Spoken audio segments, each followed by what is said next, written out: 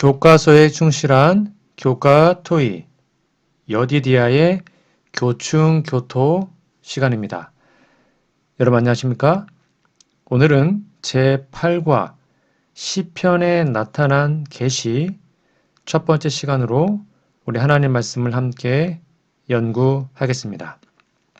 여러분 성경책과 교과책을 준비해 주시기 바랍니다. 연구 범위입니다.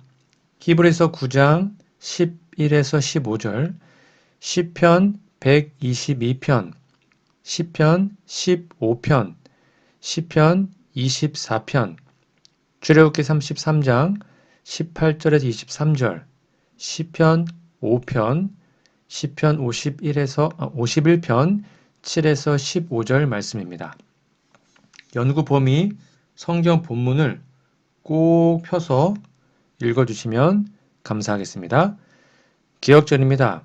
또 내가 보니 보라 어린 양이 시온산에 섰고 그와 함께 14만 4천이 서 있는데 그들의 이마에는 어린 양의 이름과 그 아버지의 이름을 쓴 것이 있더라. 계시록 14장 1절입니다. 우리 기억절 노래 들으시고 이어서 말씀 연구를 진행하겠습니다. 2기 8과 또 내가 보니 보라 어린 양이 시온산에 섰고 그와 함께 14만 4천이 서 있는데 그들의 이마에는 어린 양의 이름과 그 아버지의 이름을 쓴 것이 있더라. 요한계시록 14장 1절.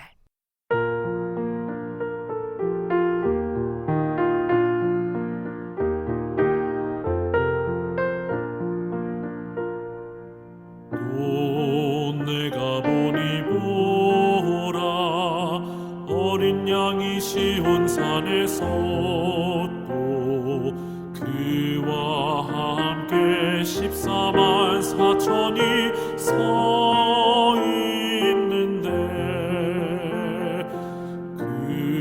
그들의 이마에는 어린 양의 이름과 그 아버지의 이름을 쓴 것이 있더라. 계시록 14장 1절.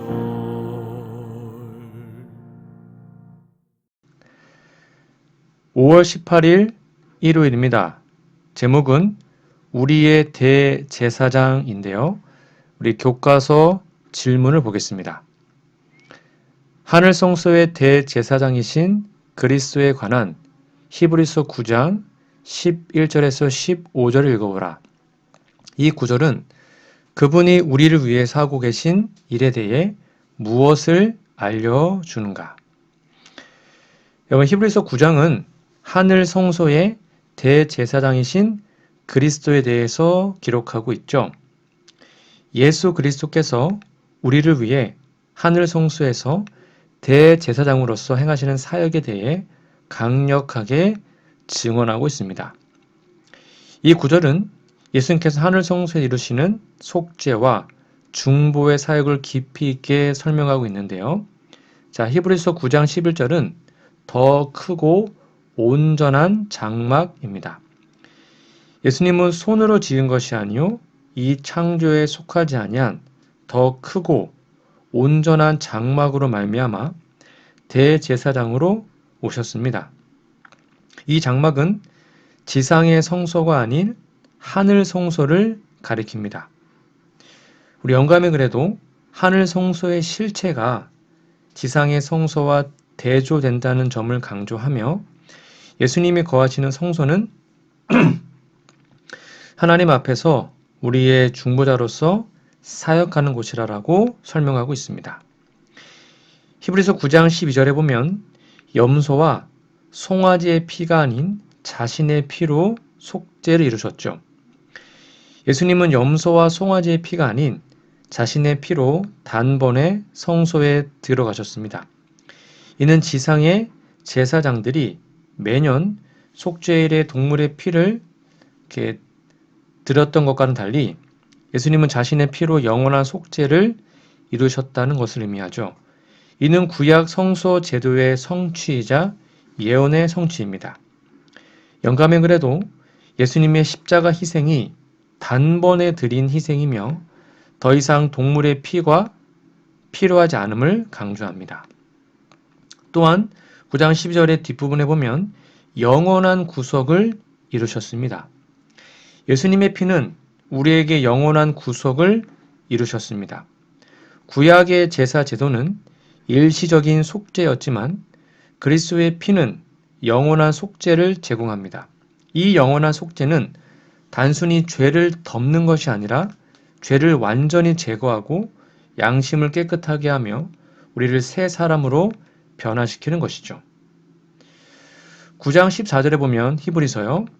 양심을 깨끗하게 하심이라고 나와 있는데 그리스도의 피가 어찌 너희 양심을 깨끗하게 하여 살아계신 하나님을 섬기게 하지 못하게 하느냐라고 말씀합니다. 즉 예수님의 피는 단순히 외적인 죄를 씻어내는 것이 아니라 내적인 양심을 정결하게 합니다. 영감의 글에도 예수님처럼 특별히 예수님의 피가 죄의 결과로부터 우리를 자유롭게 하고 하나님과 화목하게 하여 참된 예배자로 세운다라고 기록하고 있습니다. 마지막으로 히브리서 9장 15절에 보면 새 언약의 중보자가 나오는데요. 예수님은 새 언약의 중보자이십니다. 예수님의 죽음이 첫 언약 아래에서 범한 죄들을 속량하고 믿는 자들이 영원한 기업의 약속을 받게 하려는 것입니다. 예수님의 중보 사역은 죄를 속량하고 우리를 하나님께로 이끄는 중재자의 역할을 합니다. 영감의 글에는 예수님의 중보 사역이 하나님과 인간 사이의 다리가 되어 우리를 하나님의 은혜로 이끄는 구원의 길이라고 설명하고 있죠. 정리하면 히브리서 9장 11절에서 15절에서 우리는 예수님께서 하늘 성소에서 우리를 위해 중보하시고 영원한 속죄를 이루셨다는 진리를 배웁니다. 예수님의 피는 우리의 죄를 씻고 우리를 하나님께로 인도하는 길이 되었습니다. 이제 우리에게 주어진 것은 그분의 보혈의 공로를 믿고 회개하여 새 언약 안에서 하나님을 섬기는 것입니다. 여러분, 오늘도 우리는 대제사장이신 예수님께 나아가야 합니다.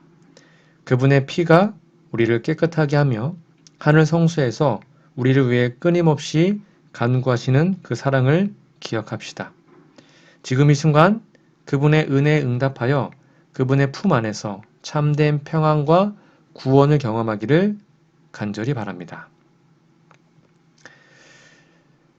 5월 19일 월요일입니다. 제목은 시온산에서인데요. 자, 교과서 질문입니다.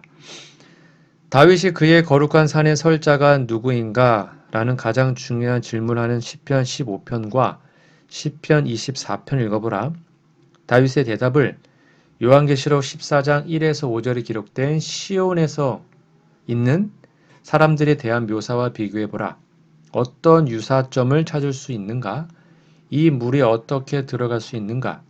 아버지의 이름이 그들의 이마에 새겨져 있다는 말의 의미는 무엇인가? 질문이 기네요. 자, 시편 15편, 24편, 그리고 계시록 14장 1에서 5절을 잘 비교해 보셔야 합니다. 꼭 읽어보세요. 시편 15편과 시편 24편의 핵심 질문은 뭐죠? 자, 15편 1에서 2절 보면 여호와여 주의 장막에 머물 자 누구이며 주의 성산에 거할 자 누구니까 정직하게 행하며 공의를 실천하며 그의 마음에 진실을 말하며 하고 쭉 나옵니다. 그럼 시편 24편 3절 4절에도 같은 스타일의 질문이 나옵니다. 여호와의 산에 오를 자 누구며 그의 거룩한 곳에 설 자가 누구인가? 곧 손이 깨끗하며 마음이 청결하며 뜻을 허탄한 데에 두지 아니하며 거짓 맹세하지 아니하는 자로다. 이 두 시편에서 다윗은 여호와의 산, 즉 거룩한 성산에서 설 자격을 가진 자들의 특성을 제시합니다. 그들은 정직하게 행하고 공의를 실천하며 마음이 청결한 자들입니다. 그들의 삶은 거룩함과 진실함으로 가득 차 있으며 거짓과 악에서 멀리 떨어져 있습니다. 자, 그러면 계시록 14장 1에서 5절에서 시온산에 서 있는 무리의 특성은 뭘까요? 여러분 잘 아시는 이 무리들은 14만 4천이라고 나와 있죠? 여러분 계시록 14장 1에서 5절을 보십시오. 이들은 어린 양과 함께 시온산에 서 있어요. 그들의 이마에는 아버지의 이름이 기록된 자들입니다. 14장 1절 또 내가 보니 보라 어린 양이 시온산에 섰고 그와 함께 14만 4천이 서 있는데 그들의 이마에 어린 양의 이름과 그 아버지의 이름이 쓰여 있더라. 4절 5절 이 사람들은 여자와 더불어 더럽히지 아니하고 정절이 있는 자라. 이 사람들은 어린 양이 어디로 인도하든지 따라가는 자며 사람 가운데서 구속을 받아 첫 열매로 하나님과 어린 양에게 속한 자들이니 그 입에 거짓말이 없고 흠이 없는 자들이더라. 여러분 이 무리들 14만 4천인의 특징이 뭐였죠? 순결함과 정절입니다. 영적으로 순결함을 지키고 세상의 유혹에 물들지 않았습니다. 그리고 어린 양을 따른 사람들입니다.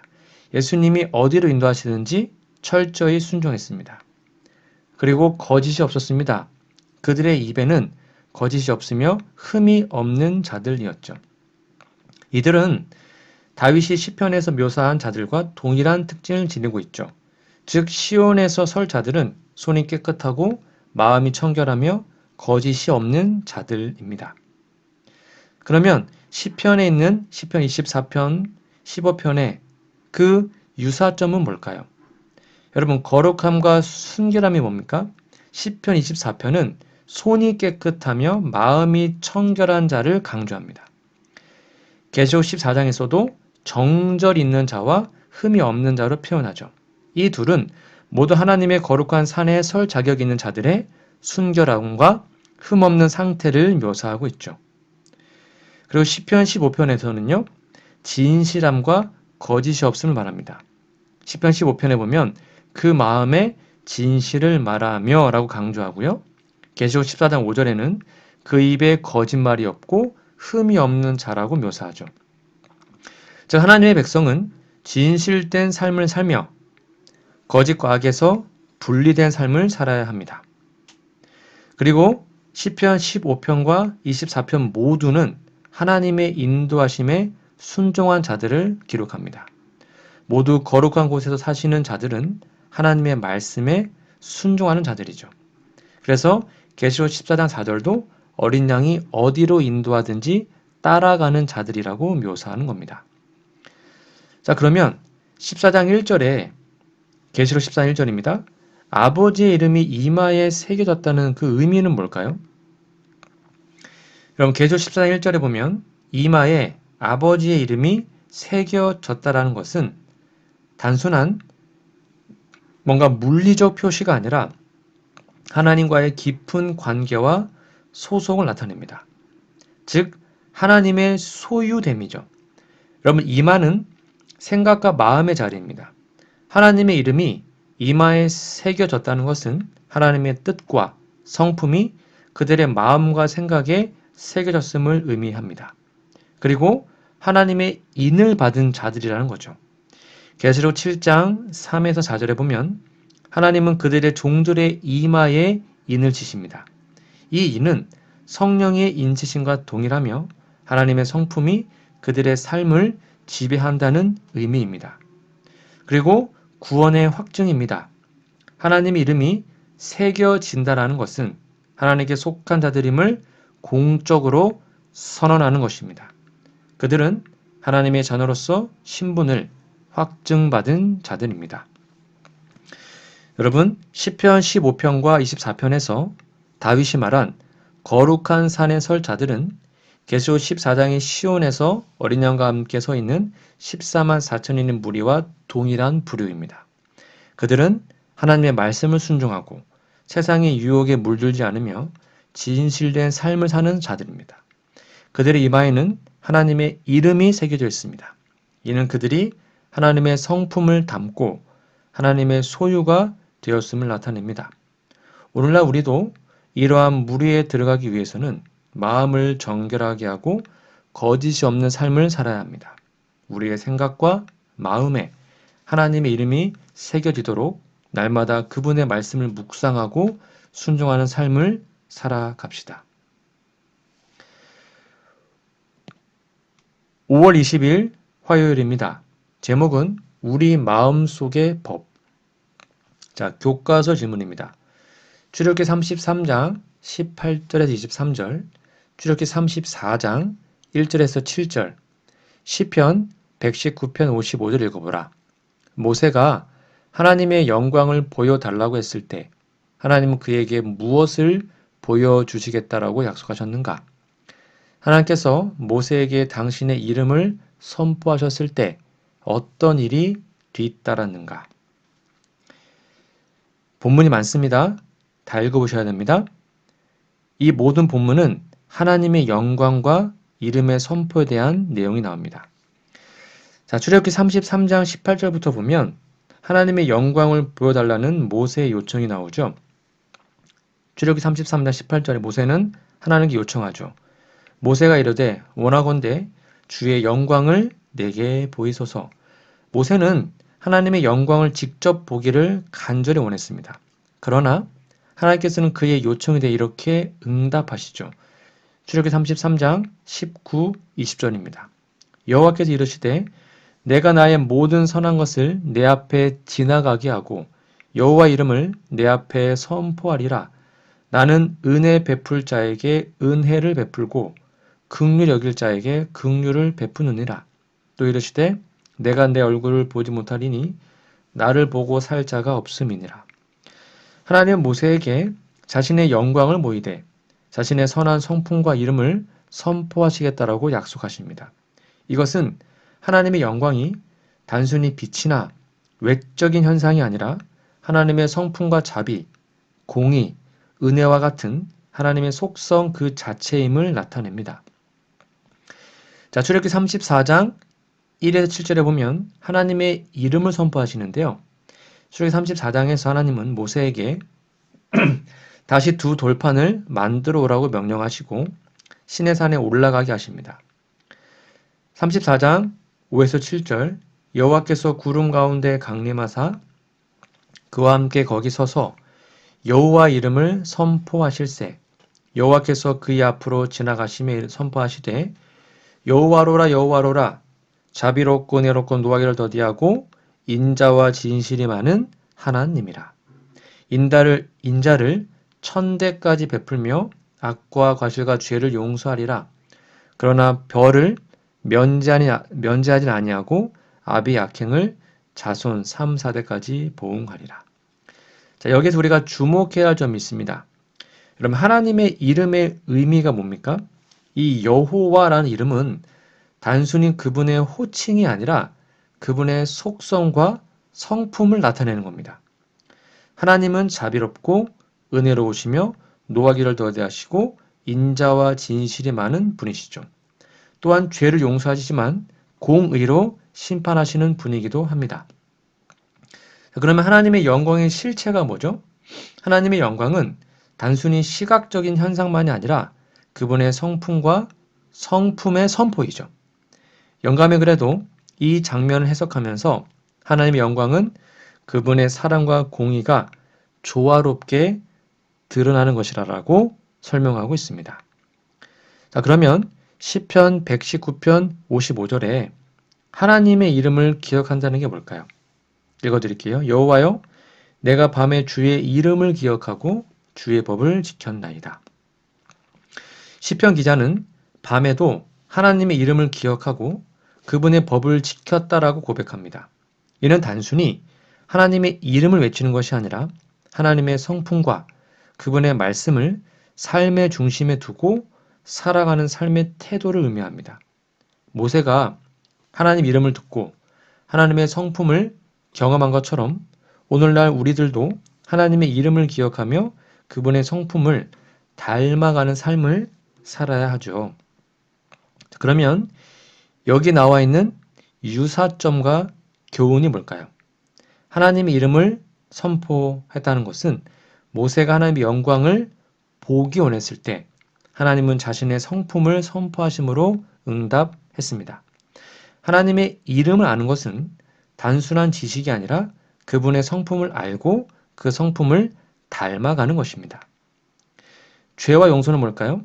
하나님은 자비롭고 은혜로우시지만 동시에 죄에 대해 공의로 심판하십니다. 이 두 가지의 속성이 하나님의 이름 속에 함께 존재하는 것이죠. 영감의 글에도 하나님의 자비와 공의가 동시에 이루어지는 것을 십자가에서 가장 완전하게 드러났다고 설명하고 있죠. 그리고 밤에도 하나님의 이름을 기억하는 삶이 뭐였다고요? 시편 기자는 밤중에도 하나님의 이름을 기억하며 그분의 법을 지키겠다고 다짐합니다. 이는 우리의 일상 속에서 하나님의 성품을 기억하고 그분의 뜻에 순종하는 삶을 의미합니다. 여러분, 하나님의 이름을 아는 것은 그분의 성품을 깊이 체험하는 것입니다. 모세는 하나님의 영광을 보고 싶어 했고 하나님은 그에게 자신의 자비와 공의, 은혜와 진실을 선포하셨습니다. 오늘 우리도 하나님의 이름을 아는 자들로서 그분의 성품을 닮아가야 합니다. 하나님의 자비와 은혜를 기억하며 그분의 진리와 공의를 따라 살아갈 때 우리는 하나님의 거룩한 산에 설 자격을 갖추게 됩니다.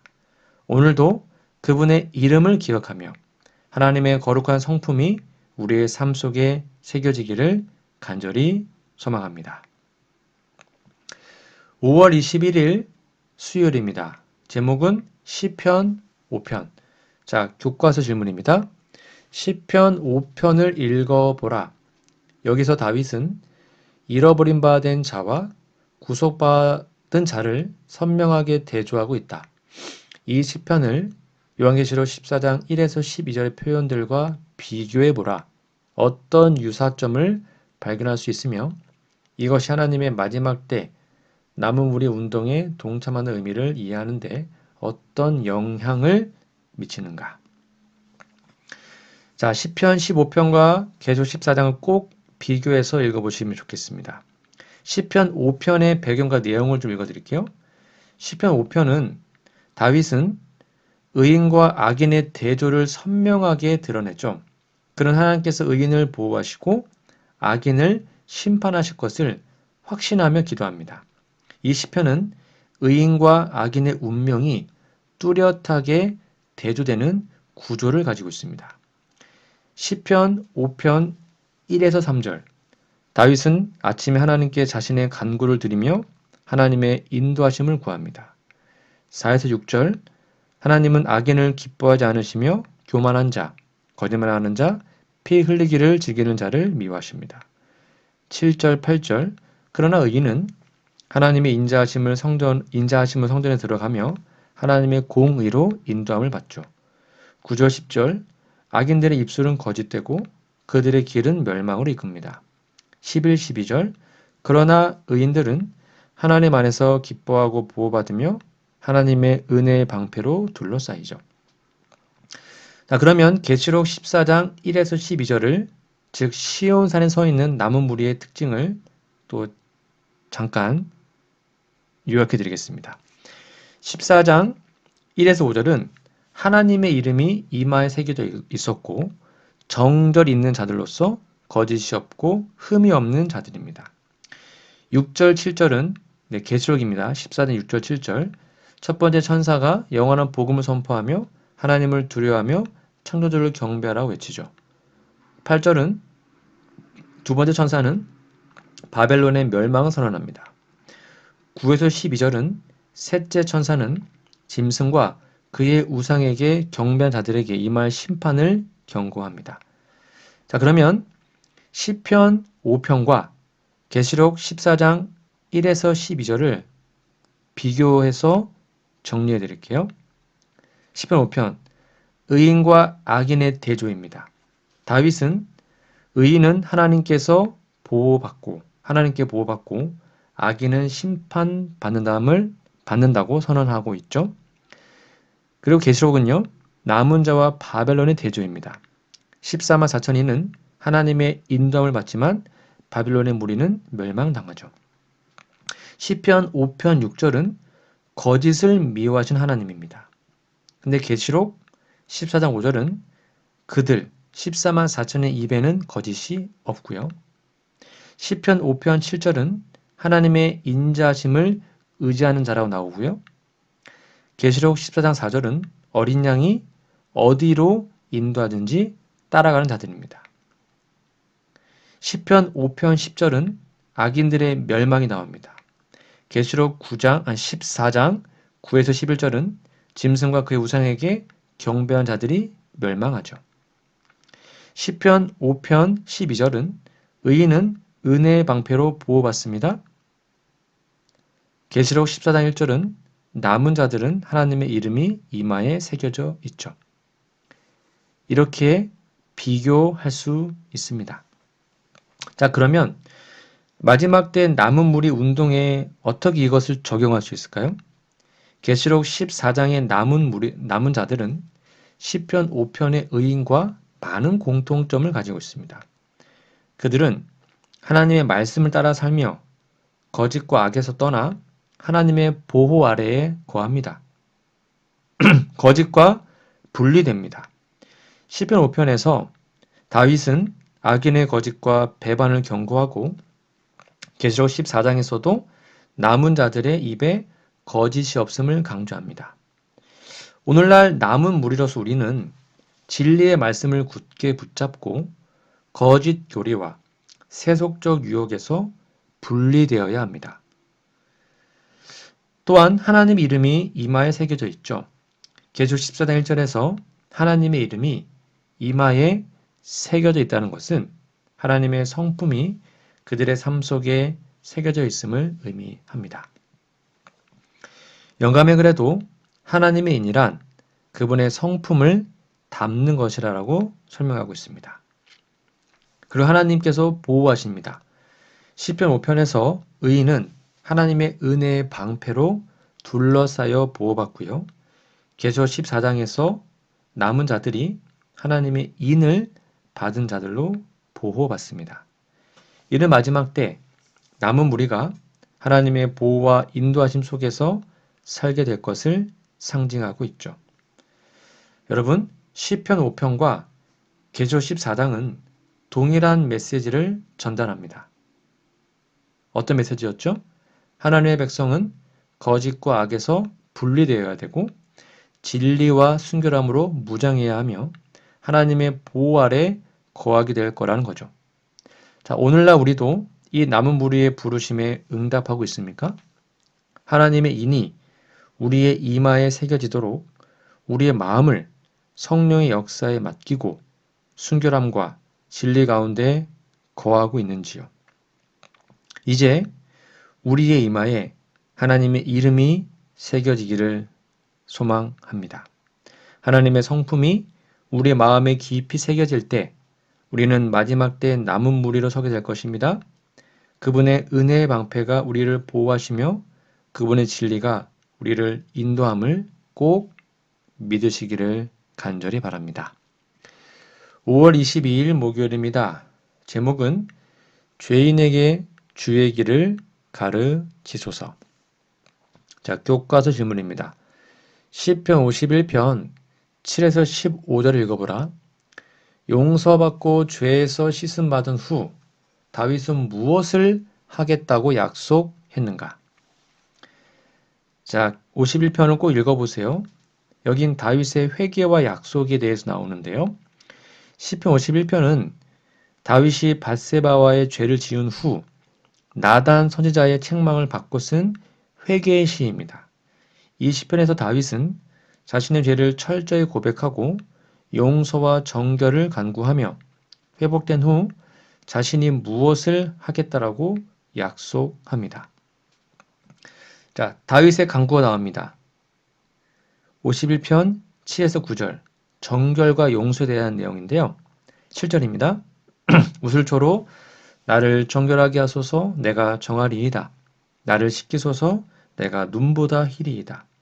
8절 9절 나로 즐겁고 기쁜 소리를 듣게 하사 주께서 꺾으신 뼈들로 즐거워하게 하소서.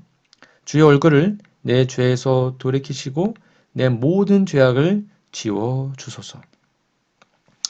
다윗은 자신이 죄로 인해 더럽혀졌음을 인정하고 하나님께 우슬초로 씻어 정결케 해달라고 간구합니다. 우슬초는 제사에서 사용된 식물로 피를 뿌려 정결하게 하는데 사용되었습니다. 즉 다윗은 자신의 죄를 용서받고 죄의 더러움에서 깨끗하게 되기를 간구한 것입니다. 그리고 51편 10에서 12절에 보면 새 마음과 정직한 영을 간구하죠. 51편 10절 하나님이여 내 속에 정한 마음을 창조하시고 내 안에 정직한 영을 새롭게 하소서. 11절 12절 나를 주 앞에서 쫓아내지 마시며 주의 성령을 내게서 거두지 마소서.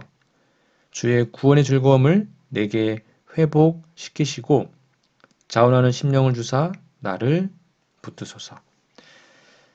다윗은 정한 마음과 정직한 영을 창조해달라고 간구합니다.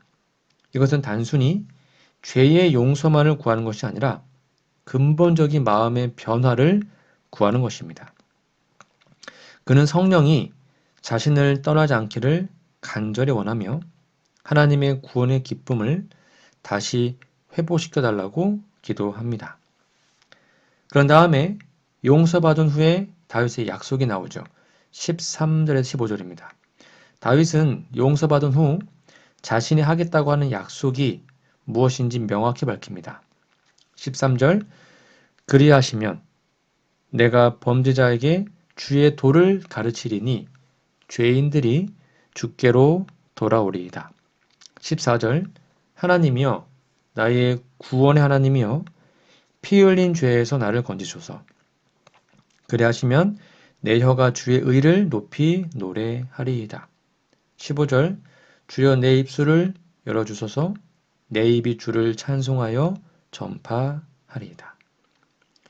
즉 다윗은 용서받은 후에 세 가지를 하나님께 약속합니다. 뭐였습니까? 죄인들에게 하나님의 도를 가르치는 것. 다윗은 자신이 용서받은 후 다른 죄인들이 하나님의 구원의 길을 가르치겠다라고 약속합니다. 그는 자신의 경험을 통해 하나님께로 돌아가는 것이 유일한 길임을 전했죠. 여러분 영감의 글에 보면 회개한 자가 자신의 죄를 고백하고 그 회복의 경험을 다른 이들에게 나눌 때 그게 강한 메시지가 된다고 말합니다. 그리고 또 다윗은 하나님의 의를 노래할 것을 다짐합니다. 14절 다윗은 하나님이 자신을 피 흘린 죄에서 구원해 주시면 자신의 혀로 하나님의 의로우심을 노래하겠다고 약속합니다. 이는 단순히 감사의 찬양이 아니라 하나님의 의로우심과 공의를 세상에 전파하는 사명을 감당하는 것입니다. 그리고 세 번째는 주의 찬송을 전파한다고 약속하죠. 15절입니다. 다윗은 주께서 자신의 입술을 열어주시면 자신 하나님의 찬양을 전파하겠다라고 약속합니다. 이는 자신의 죄에서 회복된 경험을 통해 하나님의 자비와 구원의 능력을 세상에 알리는 사명을 감당하겠다는 다짐이죠. 여러분, 계시록 14장 여기에는 하나님의 남은 무리의 사명과 정체성이 나오죠. 여기에도 똑같이 다윗이 용서받은 후 하나님의 도를 가르치겠다라고 말한 것처럼 우리 14마 자천인도 같은 경험을 했던 자들입니다. 계시록 14장 3절에 보면 이들은 하나님의 구원을 경험한 자들입니다. 즉 죄인이었지만 구원, 죄사함을 받았던 것이죠. 그래서 다윗이 죄에서 용서받고 하나님의 의를 노래하겠다라고 한 것과 유사한 것입니다. 그래서 다윗이 자신의 죄에서 용서받은 후에 하나님의 도를 전파했죠. 마찬가지로 우리 마지막 때에 우리 남자손들은 하나님의 복음을 전파하는 사명을 하게 됩니다. 왜요? 마치 다윗이 용서받은 후 하나님의 도를 가르치고 자신의 회개의 경험을 온 세상에 전파한 것과 같은 이치인 것입니다. 여러분, 다윗은 자신의 죄에서 용서받고 정결하게 된 후에 하나님의 도를 전파하고 하나님의 의를 노래하며 하나님의 찬양을 세상에 전하겠다고 약속합니다. 이것은 마지막 때 남은 무리의 사명과 일치합니다. 그들은 하나님의 구원을 경험하고 그 경험을 통해 복음을 전파하며 하나님의 이름을 찬양하는 자들입니다. 오늘 우리도 다윗과 같은 회개의 경험을 통해 하나님의 자비를 경험하고 그분의 구원의 도를 세상에 전할 사명을 받았습니다. 하나님께서 우리를 용서하시고 정결하게 하셨을 때 우리도 다윗처럼 하나님을 찬양하고 그분의 의와 진리를 온 세상에 전파하는 주님의 진정한 일꾼이 되기를 간절히 소망합니다. 오늘은 제8과 시편에 나타난 계시 첫 번째 시간으로 하나님의 말씀을 함께 나누었습니다. 여러분, 연구 범위인 성경 본문을 정말 여러 번 읽으셔야 됩니다. 교과서만 읽으시면 안 되고 성경 텍스트를 꼭 펴서 읽고 연구해 보시면 좋겠습니다. 기억절도 꼭 외워주시면 감사하겠습니다. 다음 주에는 제9과 시편에 나타난 계시 두 번째 시간으로 말씀을 연구하겠습니다. 다음 주까지 영육간에 강건하시고요. 우리 기도하고 오늘 모든 공부를 마치겠습니다. 하나님 신 아버지, 저의 삶과 예배가 예수님을 나타내고 형제를 위한 모본이 될 수 있음을 알려주셔서 감사합니다. 비록 하나님의 장막에서 멀리 떠나 있는 것처럼 느껴지고 우리의 예배와 교제를 잘 못하는 것처럼 느껴질지라도 하늘의 모본을 꼭 닮아서 하나님과 교제하도록 도와주시옵소서. 세상 무엇보다 하나님 산에 설 수 있는 시온산에 들어가는 자가 되길 소망합니다.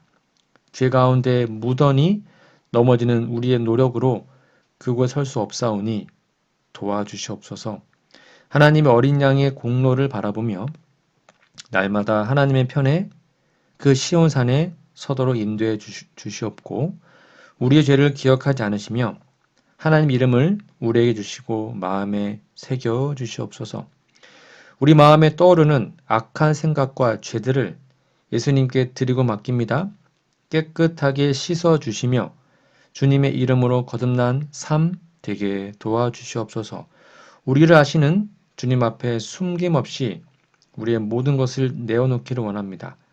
솔직히 내어놓기 부끄러운 일이 많지만 주님 앞에 겸손하고 정직하게 고백하오니 우리의 허물과 부족을 용서하셔서 온전한 마음으로 하나님을 경배하게 하옵소서.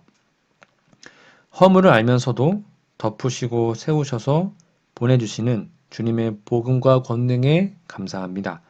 자신을 바라볼 때면 주신 사명을 감당하기 어렵게 보입니다. 부르시는 사랑의 주님을 바라보며 주어진 곳에서 복음의 빛으로 세상을 비추도록 힘 주시옵기를 예수님의 이름으로 간절히 기도합니다. 아멘.